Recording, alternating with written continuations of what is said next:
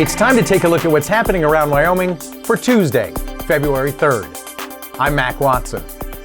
Although robots aren't ready to fix roads right now and cut down on the $400 million to $600 million shortfall Wyoming faces in the next 2 years, they could help in the future.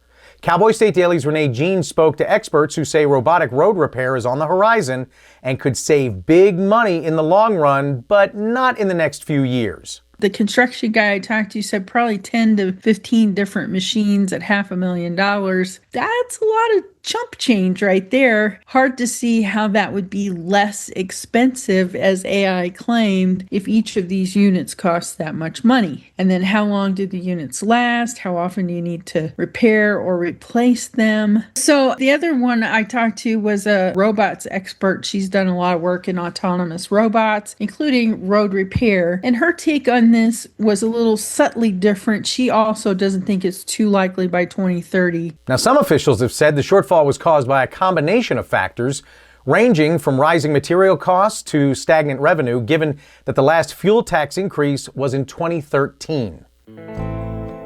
Data collected across Wyoming shows temperatures between 2 and 13 degrees warmer than average in December and January. Cowboy State Daily's Andrew Rossi reports that these temps have the making of the warmest start to winter ever. The data released by the National Weather Service shows that temperatures between December 1st and January 31st were anywhere from 2 to 13 degrees above average across most of Wyoming, which makes it the warmest winter for a majority of the state. So what does that mean going forward? Well, we have about a third of the winter season left. There are signs that there's a shift on the horizon by the long-range weather models, but those are the same long-range weather models that didn't anticipate that we'd have so many high pressure blocks one after the other. So it's not that Wyoming is going to get the winter that was anticipated. The winter that we were supposed to get is happening. It's just happening in the eastern United States. Lander Lil and Puxatawney Phil both saw their shadows this Groundhog Day. Now, speaking meteorologically, that means nothing, but meteorologist Don Day is forecasting colder weather is on the way for Wyoming. 34-year-old Jose Benito Acon is facing federal first-degree murder charges for shooting a man in the head in a moving car on Wyoming's Wind River Reservation.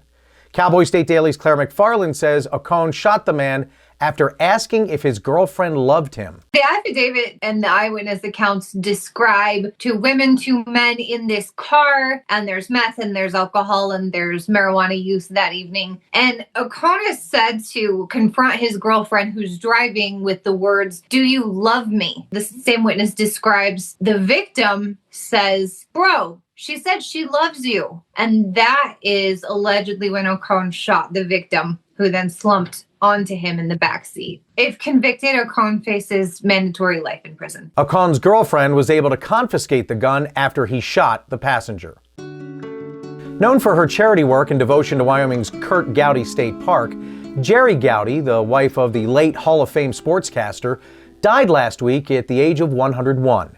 Cowboy State Daily's Renee Jean reports that she leaves a legacy of kindness and philanthropy. So Jer, all her philanthropy, lots of medical institutions and lots of different arts and culture, but she always had time to come back to Wyoming, even when she was 99 years old, to do things at Curt Gowdy State Park, like open this little house on the park for all the children in Wyoming. Born Geraldine Ophelia Dawkins, Gowdy died on January 27th, surrounded by her family at her home in Manchester-by-the-Sea, Massachusetts. She was 101. I'll be back with more news from Cowboy State Daily right after this. Life's biggest moments include new independence and decisions that shape the future. At Hilltop Bank, we're here to make big steps possible. From first cars to future dreams, we're here to help you move forward. Because no matter where life takes you, we're here every step of the way. Hilltop Bank, member FDIC, equal housing lender. Cowboy State Daily News continues now. Laramie County Sheriff Brian Kozak is calling out a social media post as well as photos that incorrectly tagged terrorism in action by his department's immigration task force. Cowboy State Daily's Greg Johnson reports that the sheriff says the photos were of a stolen car recovery and had nothing to do with Immigration Custom Enforcement. Kozak said, look, no, that's not what was happening. They found a stolen car. The deputies worked overnight to find this lady's car. They found the car, and what they were doing was processing the car at the location where they found it. And that was it. It had nothing to do with ICE. Now, usually law enforcement doesn't respond to social media posts and things like that. But in this case, because of the emotion over immigration and ICE that's going on nationwide right now, Kozak felt it was best to address it. One current deputy and a retired officer tells Cowboy State Daily that it's dangerous for law enforcement officers to have this kind of animosity against them, and it could lead to some confrontations because of online misinformation. People with firearm suppressors or silencers no longer have to pay a $200 federal tax. Cowboy State Daily's Mark Hines reports that gun sellers are saying that could be the tipping point that makes the devices the next big thing for hunters. People have long said that suppressors, they're not a bad guy thing. They help people protect their ears. They reduce the recoil of a rifle for a kid out learning to hunt, those sorts of things. And so those shouldn't be prohibited under this NFA. Well, they got a bit of a compromise under the one big beautiful bill. All the red tape and the waiting period and special background check still applies. There was also a $200 tax stamp you had to get one. So that's no longer, the tax went all the way down to zero. Mark Jones of Buffalo, a national director for Gun Owners of America, tells Cowboy State Daily that the red tape and waiting period associated with buying suppressors under the 1934 National Firearms Act still apply. A Utah man driving the wrong way on Interstate 80 died over the weekend after colliding head-on with a semi-trailer near Evanston.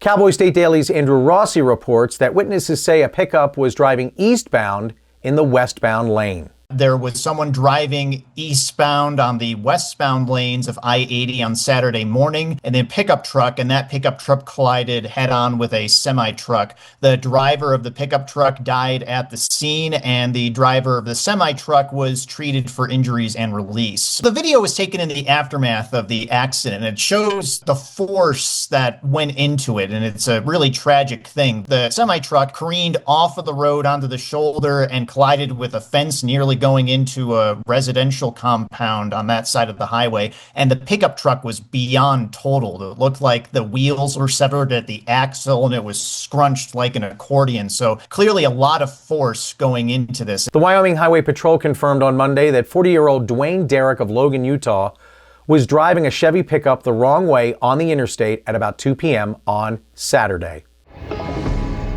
Bison, elk, and other animals die in droves in Yellowstone National Park's remote animal boneyard.